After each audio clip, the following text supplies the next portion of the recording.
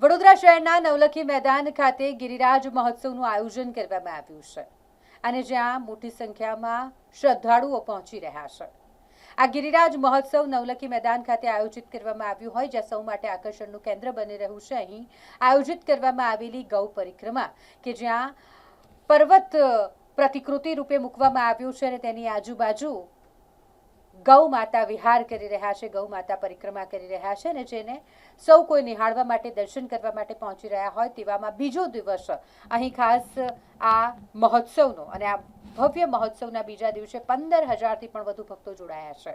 વૈષ્ણવાચાર્ય પરમ પૂજ્ય ગોસ્વામી 108 શ્રી વ્રજરાજકુમાર મહોદય શ્રીના સ્વકંઠે ગીતાજી પ્રવચન અહીં ચાલી રહ્યા છે અને આ ગીતાજી પ્રવચન સાંભળવા માટે 15,000થી વધુ લોકો સતત આ ધાર્મિક કાર્યક્રમના બીજા દિવસે પહોંચ્યા હતા। આટલી મોટી સંખ્યામાં જ્યારે શ્રદ્ધાળુઓ પહોંચ્યા હોય એટલે ખૂબ જ ધાર્મિક માહોલ અહીં સર્જાયો હતો। ભગવદ્ ગીતા એ માત્ર ધાર્મિક ગ્રંથ નથી પરંતુ માનવ જીવનના દરેક સંકટમાં માર્ગદર્શન આપનાર દિવ્ય જીવનશાસ્ત્ર છે।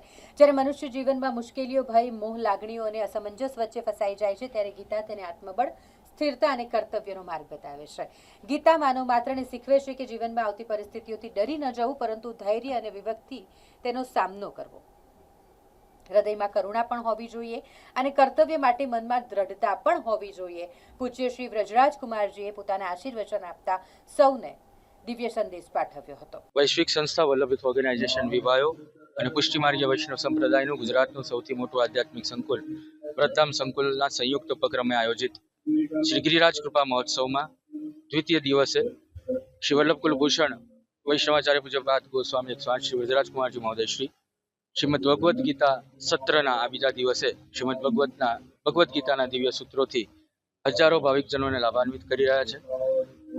આજના આ સત્ર બાદ પુષ્ટિમાર્ગીય વૈષ્ણવો 1100 વૈષ્ણવના શ્રી ઠાકોરજી આજે અહીંયા ગિરિરાજજીની તળેટીમાં પધાર્યા છે અને એક સાથે 1100 ઠાકોરજીના ભવ્ય દિવ્ય દર્શન મનોરથનું પણ અહીંયા આયોજન થયેલું છે।